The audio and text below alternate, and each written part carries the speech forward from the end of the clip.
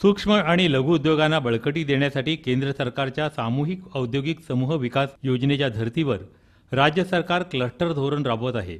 या धोरणाच्या माध्यमातून राज्यातल्या एकूण 28 क्लस्टर प्रकल्पांपैकी 4 प्रकल्प कार्यान्वित झाले आहेत। यामध्ये भूममधील खावा cluster, औरंगाबादमधील rubber cluster, नांदेडमधील printing cluster आणि पुण्यातील प्रिंटिंग क्लस्टरचा समावेश आहे।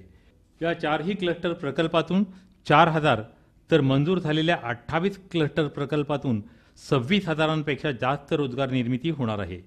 सोलापूरला टेरी टॉवेल आणि रेजिन क्लस्टर मंजूर करण्यात आले आहे। राज्य सरकारने 25 फेब्रुवारी 2014 रोजी लघु उद्योगांसाठी महाराष्ट्र राज्य औद्योगिक समूह विकास योजना म्हणजेच क्लस्टर धोरण जाहीर केले आहे। या योजनेसाठी राज्यातून जवळपास 80 प्रस्ताव उद्योग विभागाला प्राप्त झाले।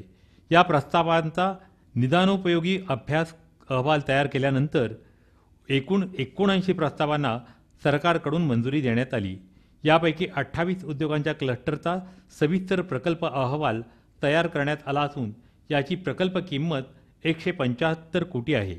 गेल्या वर्षभरात 28 पैकी प्रिंटिंग, रबर, खवा क्लस्टर पूर्णतः कार्यान्वित झाले असून कोकणातील काजू प्रक्रिया प्रकल्प या वर्षभरात पूर्ण होईल। क्लस्टर धोरण हे औद्योगिकदृष्ट्या मागासलेले भाग, विना उद्योग जिल्हे, नक्षलग्रस्त क्षेत्र यामधील सूक्ष्म व लघु उद्योजकांकरिता आहे।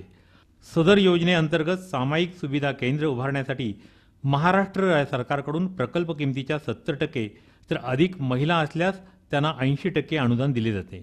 सोलापूरला टेरी टॉवेल क्लस्टर मंजूर झाला असून यापूर्वी rubber cluster Aurangabad, printing cluster Ambegaon Pune, खवा क्लस्टर भूम आणि प्रिंटिंग क्लस्टर नांदेड या ठिकाणी क्लस्टर प्रकल्प मंजूर झालेले आहेत।